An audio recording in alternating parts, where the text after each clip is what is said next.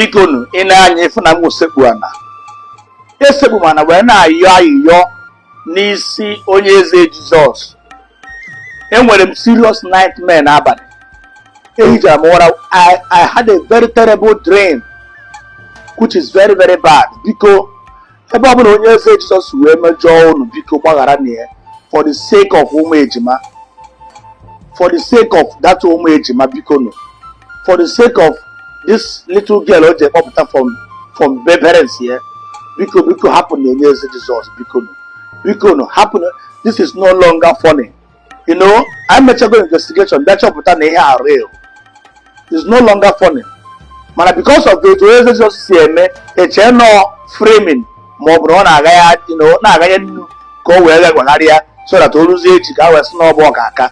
Mana emechara chọpụta na ihe a real. Biko nu esekpubana eji sekpugara akata na n'ihu efere mba ụwa wee na-ayọ ọdụ so that vidio a ruo uru aka ka unu mere onye eze Jizọs ebere.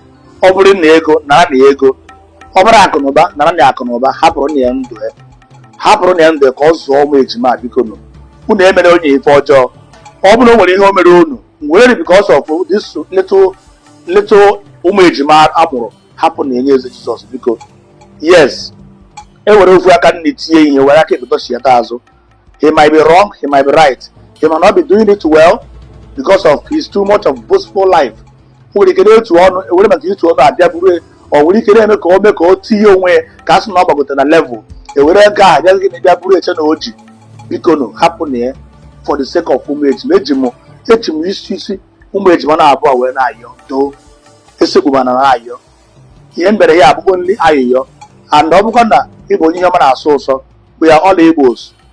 Onye Igbo megoro ihe ọjọọ anyị akụsue. The first thing ị ga-ebu ụzọ mee bụ ịkụsue nwanne nwoke na mere ihe ọjọọ, because ndị Igbo abụrụ tribe na-ahapụ ihe ọjọọ. We don't harbor evil and we cannot harbor evil. That is why ọ ga-abụ ọsọ ya bụrụ pastọ bụrụ dibịa mee ife ọjọọ, anyị ga-ebu ụzọ tụọ mmehie n'ihu. Then the thing gabazie beyond expectation. They will now come back and do what? And seek for plea.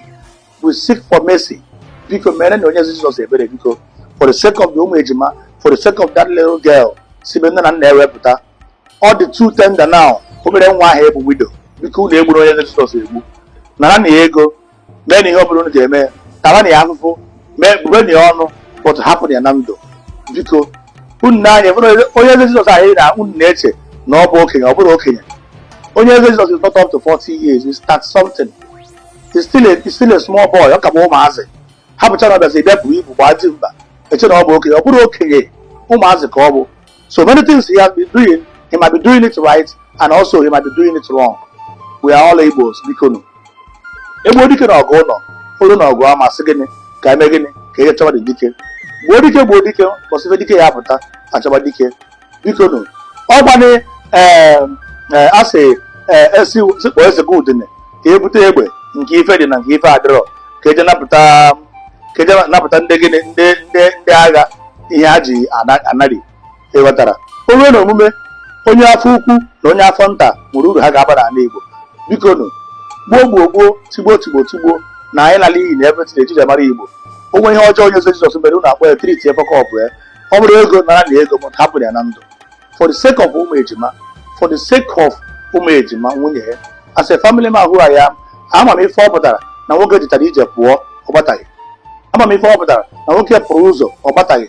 Nwunye ga na-ebe akwa ụtụtụ ehihie abalị. Ụmụ ejima ga na-ebe akwa, where is our daddy? Where is our daddy? For that purpose alone, for that singular, purpose alone, biko hapụ na ya. Asịrị m unu megide hapụ na ya, nara na ya ego. Ejiro tigbuo ụzọ gbuo na wee mara ndị Igbo. Ndị ebubatara tigbuo ụzọ gbuo na ibere mmadụ isi kpupu mmadụ onu ụgbọ mmadụ anya bụ ndị Fulani. Ka anyị ghara ịmụta ihe ọjọọ n'aka ndị Fulani. Anyị ama amụta ihe ọjọọ ka anyị na-amụta so ihe ọma ihe ọma. Let us learn development from the white people. Let us learn development from the Western world.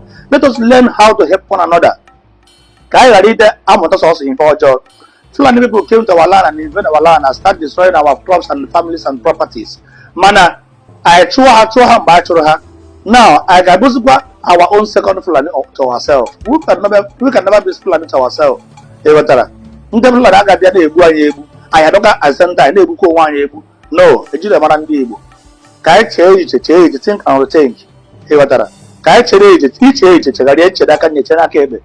Yes, Onye Eze Jesus might be doing one or two live. He might be doing one or two miracle which is arranged to get fame and get money. But one thing, for the sake of Umejima. Ụmụ ya ga-abụ mmadụ chọrọ ime gị ife o megide gị ihe ọsị gị ewezugo otu ụzọ biko ka anyị were nata otu ụzọ abụ ụmụ ejima biko nụ nọ n'abalị adịrọ mma ana m ayọ unu biko ndị ọbụla ji enu biko na-aka nsịgụ that is only thing I can do. If they nwere account number a atụ ya ego I might put my 1 naira or my 10 naira.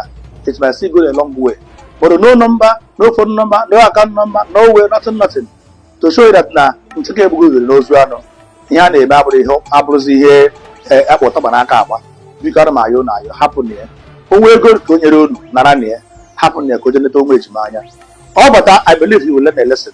He will learn his lesson. He will turn back from his sinful life and start be a good man, which Ndi Igbo chọrọ ka ọ bụrụ. Nobody hates each other. Ihe Ndi Igbo na-eme bụ ime ife ọjọọ will chastise you, wee kụsuoro gị abara gị mba a chastise ya gị mee gịnị agbachata gị azụ because ọ na-abụ gịnị na ọ na-aba dụọ mmadụ ọdụ n'ụlọ ọ bụla ọ nọrọ adụọ ya n'ama. That is the right thing we gotta do. Adugo Onye Eze Jizọs ndụ aha n'ama dugo ya well. Now this is not the time for us to portion blame. They have done that. He has learned his lesson. I had this very dream, this very terrible dream, or the very bad. Biko do biko ma you na you do happen to Onye Eze Jizọs. Oh, biko tinye n'ekpere. The situation is not funny. It's not something we can smile. It's not something we can just see. Yes, any single hair an Igbo, a single hair na ala ụmụ Israel. Igbo of Onye Igbo, ọ dị ka ebe more than 1,000. Biko we are all important. Biko. Thank you very much.